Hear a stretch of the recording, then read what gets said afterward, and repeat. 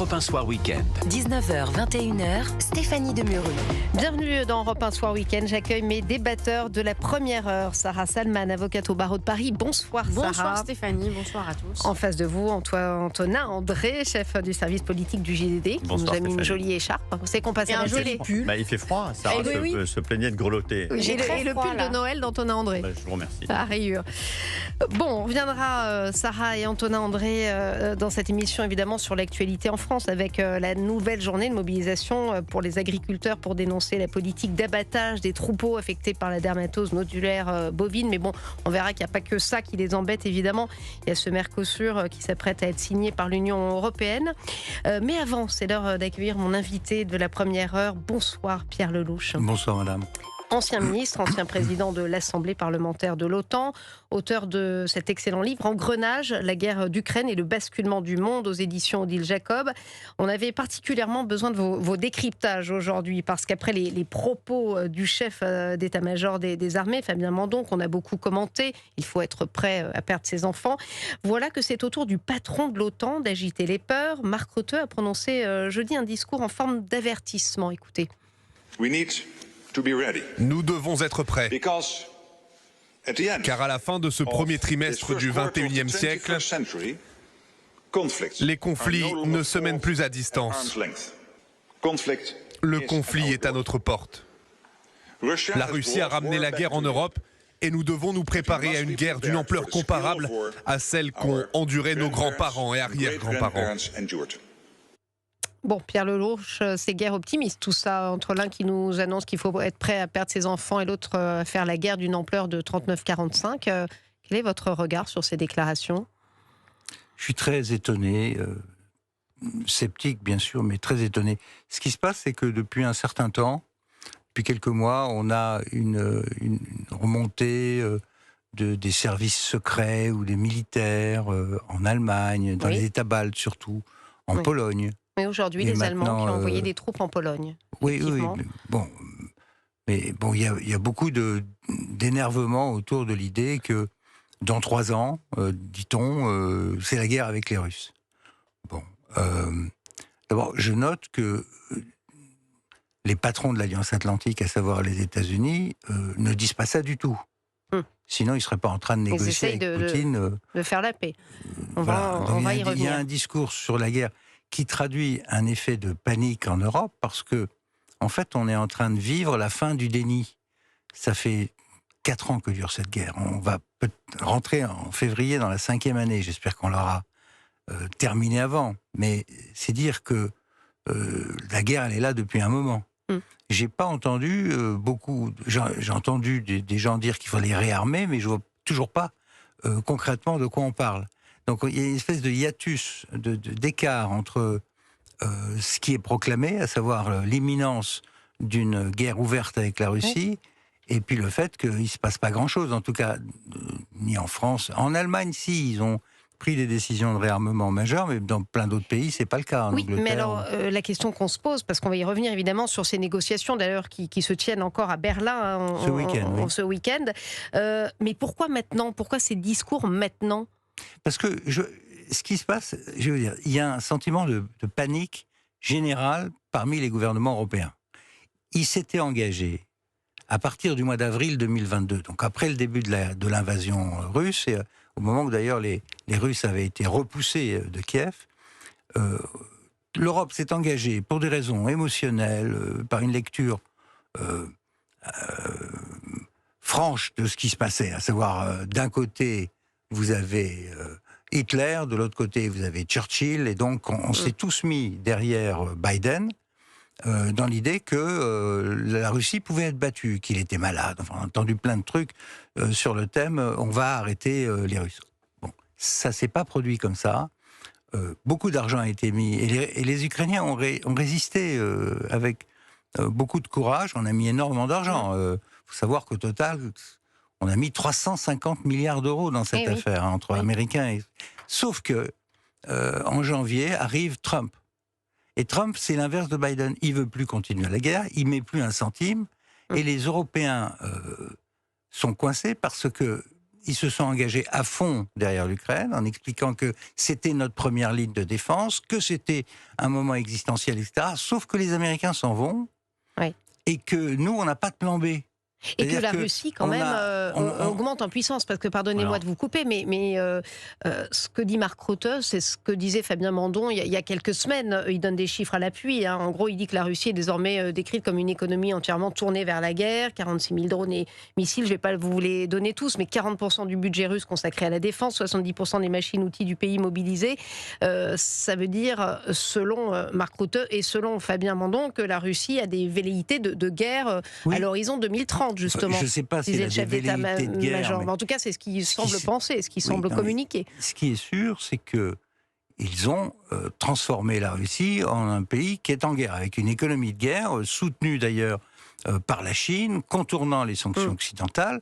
On a un pays qui vit cette guerre comme une guerre existentielle contre l'Occident collectif, comme ils disent. Donc c'est un vrai sujet. Et loin de moi l'idée de dire qu'il ne faut pas réarmer, etc. Je dis simplement que sur le terrain, ça ne se voit pas. Parce que depuis un an, et tous les chiffres le montrent, les Russes ont le plus grand mal à gagner du terrain sérieusement en Ukraine. Donc on est en train d'expliquer qu'il y a une espèce de monstre qui va arriver sur l'Europe de l'Ouest, qui n'arrive pas à finir cette guerre. D'ailleurs, ce qu'ils veulent... On avait aussi pensé que les Russes n'envahiraient pas l'Ukraine, c'est ce qui s'est passé pourtant. Non, mais moi j'ai pensé qu'ils allaient envahir l'Ukraine. Je fais partie de ceux qui ont pris au sérieux ce qu'ils disaient, parce que dans cette affaire, cette guerre avec l'Ukraine, elle a commencé avant 2014. Elle a commencé quand l'Ukraine a souhaité rejoindre l'Alliance Atlantique, et ça, c'était un casus belli. L'un des premiers, effectivement, à mettre en garde, je m'en souviens très bien, sur cette extension de l'OTAN vers l'Est. Antonin André. Oui, je voulais tempérer un tout petit peu les propos de Pierre Lellouche. D'abord, les Américains ne sont pas encore retirés d'Europe, et je ne suis pas sûr que à terme, ils se retirent totalement d'Europe. C'est-à-dire que l'OTAN existe toujours. Alors, elle ne va pas si bien, mais l'OTAN existe toujours. Et il y a une volonté quand même de l'Europe de se réarmer tout de même. Et on ne peut pas dire que ce ne soit pas le cas. Dans le budget à venir, il y a 7 milliards d'euros de dépenses supplémentaires pour les armées. Catherine Vautrin, qui est interviewée dans le JDD ce week-end, revient sur ces montants. Et on réarme quand même fortement, notamment on a aujourd'hui la capacité de produire 4 fois plus de missiles sol-air et de Mistral qu'il y a 3 ans encore. Les canons César, les blindés Serval, là encore la cadence de fabrication va être triplée d'ici 2026. On a aussi investi massivement dans les munitions, parce qu'il faut que notre armée puisse s'entraîner et donc tirer des munitions et qu'elles soient remplacées. Donc il y a quand même un réarmement de l'Europe, et on le voit, vous l'avez dit, avec l'Allemagne, mais c'est également le cas en France. C'est lent tout de même. Et poussif. Lent, non. Du côté des Allemands, c'est massif. Oui. La conversion de l'économie allemande dans une industrie qui n'existait pas est massive, et les efforts quand même budgétaires de la France en matière de défense sont quand même assez singuliers aussi. Et je pense que la Russie le voit aussi. Je pense que la Russie le voit aussi. Pierre Lellouche. Monsieur André, moi j'ai vu depuis 30 ans l'Europe désarmée totalement. Oui. J'ai passé des soirées ou des nuits à l'Assemblée nationale sur les budgets de défense. Il n'y avait pas un député, pas un journaliste, ça n'intéressait personne. Le budget de défense, c'était la variable d'ajustement des dépenses sociales, etc. Depuis Macron, on a commencé à boucher un certain nombre de trous, parce que ça devenait vraiment pitoyable. Mais on est loin d'avoir aujourd'hui un modèle d'armée qui puisse intervenir dans une situation comme cette guerre, qui se déroule sur une ligne de front de 1200 km, avec 1 million de soldats sur le terrain. Je n'ai pas dit qu'elle était... Non, mais attendez.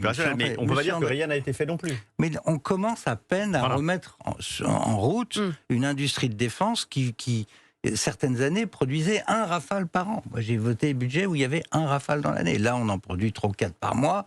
C'est quand même pas le Pérou. Et tout ça va prendre beaucoup de temps.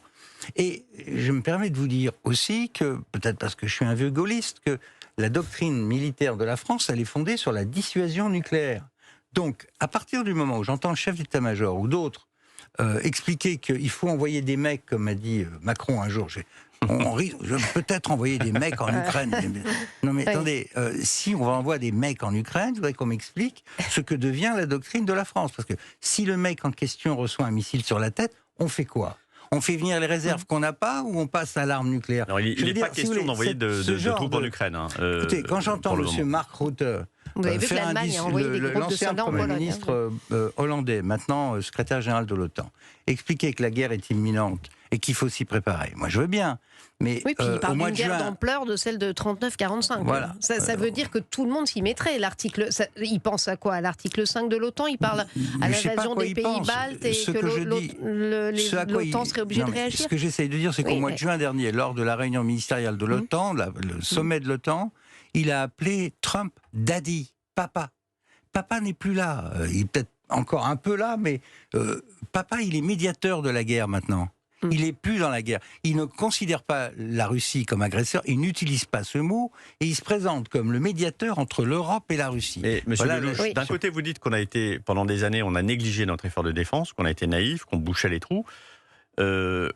Pourquoi reprocher aujourd'hui à un responsable de l'OTAN de dire, justement, on a peut-être péché par naïveté, il est temps de se préparer de façon à assurer la paix. C'est-à-dire la meilleure façon d'assurer la paix, c'est de préparer la guerre, comme on dit. Certes, mais pourquoi le faire de cette manière? Oui. Pourquoi ce discours absolument guerrier sur le thème on retourne à la Deuxième Guerre mondiale, voilà la première, alors même qu'il y a une négociation de paix qui commence. Justement, vous me donnez la transition, Pierre Lelouch, on ne l'a pas encore, pardonnez-moi, abordé, mais quand même, il se passe des choses, vous l'avez dit, à Berlin ce week-end. Volodymyr Zelensky, les dirigeants européens se rencontrent. Donald Trump a envoyé son émissaire Steve Witkoff. Donald Trump, clairement, met la pression pour qu'il y ait la paix. Alors, c'est vrai que ce ne sont pas des conditions satisfaisantes pour les Européens, mais ça veut dire quoi? Que les Européens, en gros, ne croient pas à la paix ou peut-être ne la veulent pas? C'est pas qu'ils ne croient pas, c'est qu'ils ne sont pas dans l'équation. Cette négociation, elle est menée entre Trump et Poutine, par l'intermédiaire d'hommes d'affaires.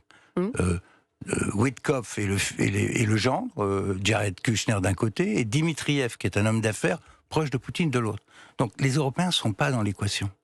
Et c'est même tout un problème, parce que il ne faut pas que cette paix soit bâclée et qu'on se retrouve avec un problème pire qu'avant. Or, vous savez, après la Première Guerre mondiale, le grand historien français qui s'appelle Jacques Bainville a dit il ne faut pas que il a écrit un livre qui s'appelait Les conséquences politiques de la paix, et il a dit le problème c'est que les chirurgiens de Versailles ont refermé la plaie en laissant l'infection dedans. Eh oui. Moi, ce qui me préoccupe aujourd'hui, c'est que on va se retrouver avec une Ukraine amputée, déstabilisée sur le plan économique, politique. Nous allons devoir, parce que ça va être marqué dans le traité, qu'on le veuille ou non, nous sommes supposés accueillir l'Ukraine dans l'Union européenne dès le 1er janvier 2027. Oui, le débat a lieu, effectivement. Quand on connaît la situation les Américains, ils sont favorables. Oui, je voudrais qu'on m'explique les conséquences de ça. Vous avez aujourd'hui des agriculteurs dans la rue à cause d'une dermatose. Oui. Là, on va faire rentrer dans l'Union européenne un pays qui est le pays majeur en matière d'agriculture, qui va consommer aussi tous les fonds structurels. La question à tous les pays européens, il y en a plein qui ne sont pas d'accord avec cette idée. Donc, je veux dire que on rentre dans un processus qu'on ne contrôle pas. Il va falloir trouver des garanties de sécurité pour l'Ukraine après, parce que l'Ukraine qui va sortir de ce traité de paix va être aussi neutre.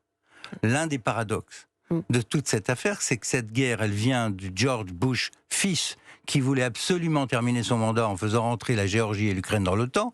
Et aujourd'hui, vous avez Trump, mais avant lui Obama et avant lui Biden, qui ne veulent pas que l'Ukraine rentre dans l'OTAN. Donc l'Ukraine, elle sera neutre. Mais il faut quand même essayer de la protéger pour que ça ne recommence pas. Alors qui va la protéger? De quelle manière? La question, c'est est-ce que les Américains vont apporter une garantie? La réponse qu'ils donnent, c'est on n'a pas envie. Et l'un des problèmes de Zelensky, c'est de les amener à au moins dire on va vous donner du renseignement et une couverture aérienne. Quant aux Européens, à ce stade, monsieur André, ils n'ont pas les forces. Il y a éventuellement 10 ou 15 000 hommes en France disponibles pour une genre de choses, 10 000 peut-être en Angleterre. Les Allemands ne sont pas prêts, donc il va falloir trouver les forces nécessaires, les disposer non pas en Ukraine, parce que ce serait le retour de l'OTAN en Ukraine et les Russes sont contre. Donc, on a devant nous un paysage stratégique très complexe. Ce que je ne voudrais pas, mon inquiétude, elle est là, c'est qu'après avoir raté la guerre, au sens où on est entré dans cette guerre pour des raisons émotionnelles, comme je le démontre dans mon livre, sans avoir réfléchi aux conséquences, on est sur le point de rater la paix. Et rater la paix, c'est là qu'on rentre dans les scénarios de guerre. Donc, M. Rutte et ses petits camarades qui parlent de risque de guerre, ils sont en train de parler d'une situation qui va être extrêmement tendue le long de la ligne de séparation, instable, et qui risque d'entraîner une escalade. Et là, je suis d'accord avec cette vision-là, parce que si c'est ça qui se passe, on va être dans la difficulté. Là, je termine avec un mot. Beaucoup de gens comparent cette négociation à ce qui s'est passé entre les deux Corées. Sauf que, entre les deux Corées, vous avez eu 60 000 soldats américains qui y sont toujours depuis 70 ans et des armes nucléaires américaines qui garantissent la Corée du Sud. Ce ne sera pas le cas en Ukraine, et donc on risque d'avoir une situation beaucoup plus instable. Merci Pierre Lellouche, ancien ministre. Merci d'être passé par le studio d'Europe 1, auteur d'Engrenage, la guerre d'Ukraine et le basculement du monde aux éditions Odile Jacob. Qui reparaît en janvier, augmenté par l'actualité. C'est tout à fait d'actualité. Vous avez, à mon avis, rajouté quelques pages. On le lira. Merci à vous. On se retrouve dans quelques instants avec Sarah Salman et Antonin André, puis Maëlle Laurent aujourd'hui pour le journal.